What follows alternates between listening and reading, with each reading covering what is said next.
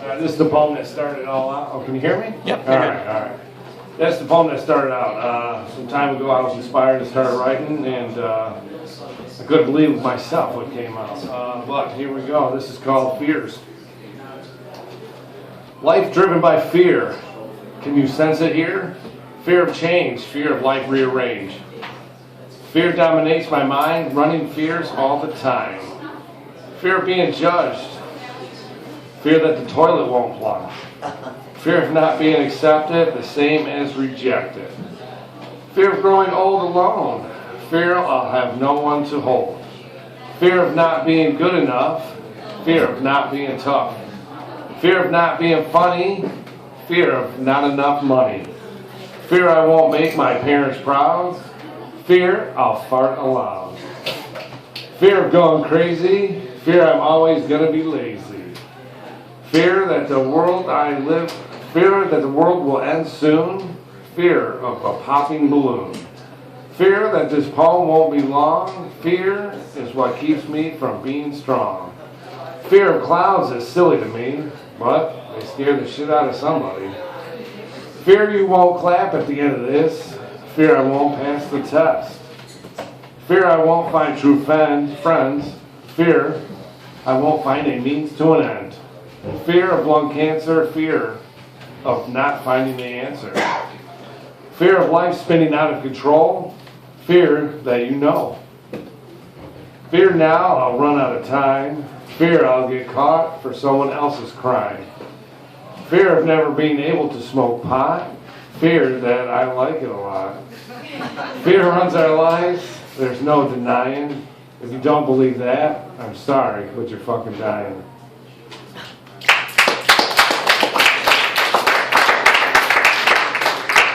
Thank you.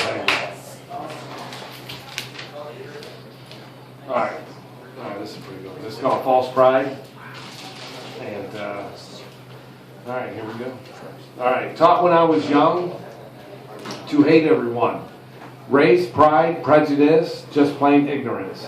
I watch TV and say, how could this be? The world I live in just won't give in to peace, love, and harmony.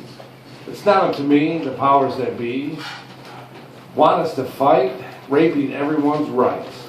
And in the center, we are all to blame, the evil white race they need to face. To hate, no, I won't tolerate. This no more, the people who run the media, nothing but a bunch of whores. We need to unite, come join this fight. We can start tonight. Look around at the different faces, people born in different places. Give your neighbor a hug and spread some love.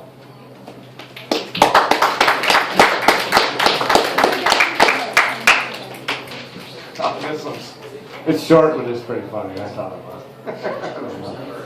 It's called I love to lick it. I love the smell of it.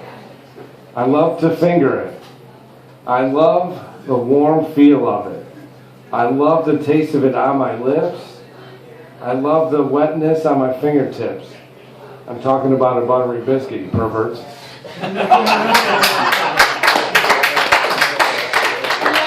Had to do it, man. How many of you were getting uncomfortable? For a second, I was like, I'm getting the cane, man. I'm getting the cane.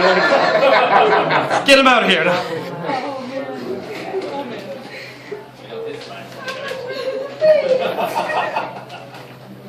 Okay. All right. This one's called the Blue Gang. You guys got to try to figure out what I'm talking about. All right. What kind of person does it take to be a cop? An egotistical bully with a small cock. Harassing kids running around town, having fun, drinking coffee, eating donuts and honey buns. Fat, out of shape, totally overweight. Letting hot girls go just to try to get a date. I wish they would fight real crime. Busting kids, smoking pot. That's what they call a good time. The gang in blue is all they are. Sitting on their asses all day long in a taxpayer's car. Fuck the police, we need to riot. Stand up for your rights, don't even try it. Next time a pig pulls you over, tell them that you can afford a lawyer.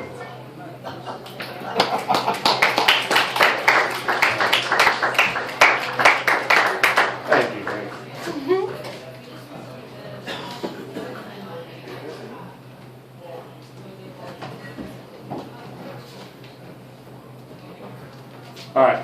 the last one I'm going to read here. This is how I live. There we go. It's called Clean.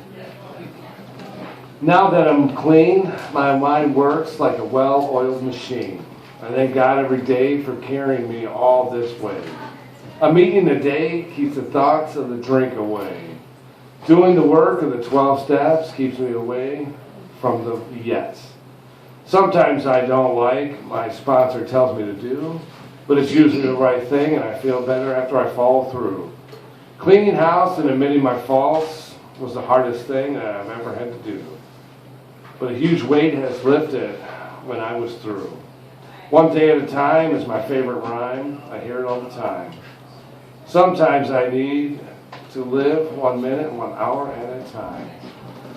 When life gets tough, a drink or a drug is never the answer. I pray and meditate and listen to what my higher power has to say. He has never led me astray. The two men who started this program discover you have to give it away to keep it. An unselfish thing I do, and I'm glad to be able to give it away. That was so freely given to me. Amen. Thank you. Like 28 years from now. That's my son. Hi, I'm Kurt Boson. I just want to give you a little insight as to the way what comics are really thinking about when they first come out on stage. I mean, hey, how's everybody doing, huh? Good, thank you. Appreciate the question. It's great to be here in Plymouth. God, I get back to LA, I'm going to shoot my manager right in the heart. Oh, Plymouth, it's a great town. Really, it is. God, I've seen better auto accidents. We just had dinner next door. It was terrific. Oh, it's great, really. I haven't had food that good since I got out of the Army. God. Anyway, so, yeah, I just wanted to stop in and say hi. My son told me about this place. I saw it online, the whole 9 yards. It looks great. And I come from a long line of comedians, starting with my mother. Well, my dad used to say every time one of us was born, my dad would look at me and go, she's a real comedian. Boy, look at that. I was born on January 1st, 1946. My dad was upset with me right from the get-go. I ruined his New Year's party, really bad. Yeah. First time I heard my dad's voice, I was about 5 minutes old, and I thought my dad was Rod Steiger, because that's what he sounded like. He came right in the room. I was there with my mother. That's back in those days when you were 5 minutes old, you were still with your mother. And he came running in and he said, you couldn't be born yesterday. No, you got away. You cost me $600 in 1945. You give him a short name, something he could remember. So they named me Kurt, which means short. I can't help that. The strange thing here is that when I was 5 minutes old, I can remember what my father said. And the other strange thing is when I was 5 minutes old, I knew what Rod Steiger sounded like. It's kind of weird, you know. I live in Los Angeles. I'm here on vacation. I'm semi-retired. Out in LA, just to keep me busy, I drive a taxi part-time. Well, you know, it keeps me off the streets. I have something to do, right? Wait a minute, it keeps me off the streets. That's not right. Oh, but anyway, yeah, I drive a cab. It's a lot of fun. You know, people always make the same mistake with me. And they say, well, I bet you've seen it all, huh? I said, no. I drive a cab in Hollywood, so I'm willing to bet I haven't seen 35% of it yet, okay? I don't rule out anything here, you know. This is really weird. And so one of the things I do just to pass the time is on Friday and Saturday night, I like to do a thing called celebrity cab drivers. Now, the way that works is when you get into my cab on a Friday or Saturday night, pretty much anybody could be up there driving it, voice-wise. Yeah. I have regulars who come down, they see it's me. They have unsuspecting friends with them, so what they'll do is they'll get in the back seat and set it up. And then play along like they don't hear anything at all out of the ordinary, you know. So they might say something like, Jack, how are you tonight? And old Jack Nicholson will turn around and say, I'm fine, how the hell are you? Yes, sit back and enjoy the ride. And the friends are going, what the hell is going on here? Now, some people lend themselves more readily to being cab drivers because, let's face it, they sound like cab drivers. I think probably the best and most obvious example would be Sylvester Stallone. This guy sounds like a cab driver, you know. Hey, not a problem, you know. We'll go right up here to Vine Street, make it this. Yeah, but take it right over there. You love it. Absolutely, you know? Can you imagine if you walked into an audition for a part and you sounded like that? That'd be the shortest audition on record. You know, hey, I come to be for the part, huh? Thank you. Next. You know, that was it. Yeah, you know. Now, another guy who makes a pretty good cab driver for a couple reasons. Number one, on occasion, he tends to sound like a cab driver. I think in particular during his Donnie Brasco phase. And for another reason, the next time you see Al Pacino in a movie, if you'll look, you'll notice that for some reason Al just doesn't look at the people he's talking to. It's weird. He looks beyond them. He looks down at the floor. He looks off the one side or the other, but he doesn't look at them until he's done talking, and then he'll just kind of glance at them to see if they heard what he had to say. You know, so Al makes a great cab driver too. You know, forget about it. He doesn't have to turn around. You know, just sit up here and drive. When he's done, forget about it. He'll turn around, look, see if you heard what he had to say. That's it. You get one of these. You know, I don't know. Another guy, good cab driver, Rodney Dangerfield. Remember Rodney? Ever got any respect? Yeah, because he can use that same hook about respect. He said, hey, I want to tell you, you know, it ain't easy out here. How do you get no respect at all? I don't even get no respect at home. Hey, it's terrible. The other day, my wife told me she wanted to have sex in the car. I said, hey, terrific. Turns out she wants me to drive. You know, wait a minute.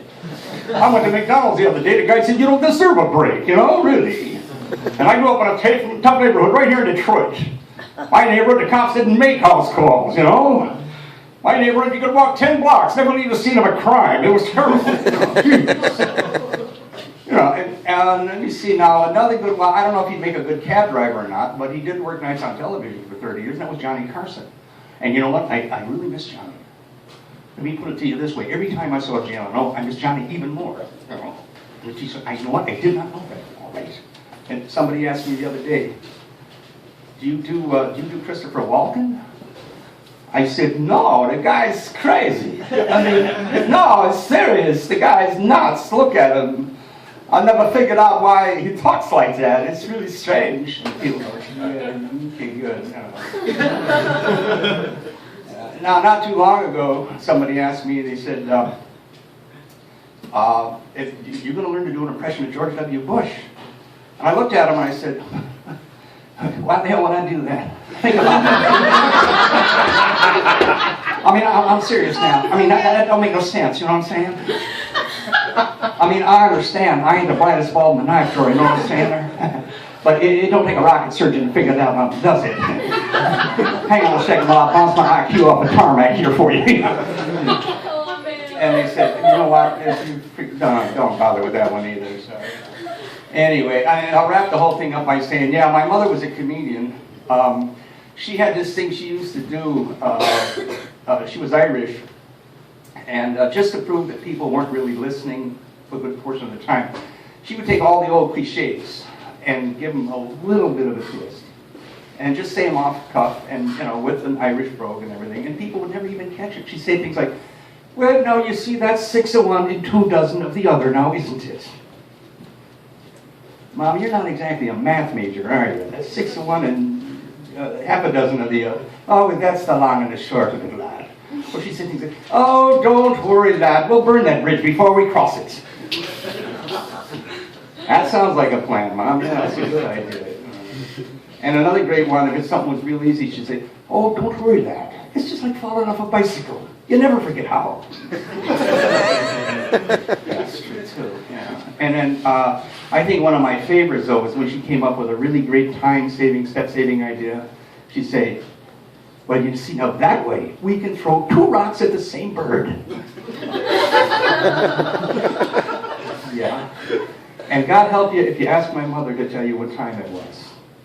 Because she had her own way of doing it in her own inimitable Irish fashion. She'd look at the clock, she'd look at you with a straight face, and she'd say, it's as plain as the nose in your face, lad. It's 6 minutes before 11:37. Thanks, Mom. Now I know exactly what time it is. Thanks a lot, guys.